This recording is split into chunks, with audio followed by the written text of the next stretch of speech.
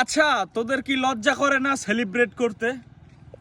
একটা ম্যাচ যদি ভুলে জিতিস তাহলে এমনভাবে সেলিব্রেট করিস মনে হয় কোনোদিন ম্যাচই হারিসনি।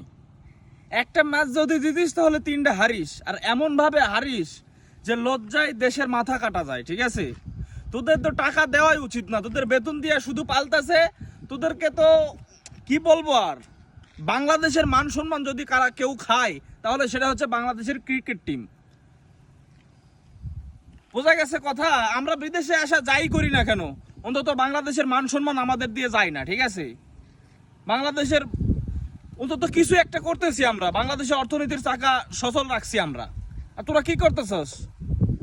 8 লাখ 9 লাখ টাকা একজনের বেতন, তোদেরকে বেতন দিতেছে হুদো ফাও, কোনো কামেরই না। তোরা বাংলাদেশের মান সম্মানটা একবার ডুবাই ফেলছিস তোরা। ঠিক আছে।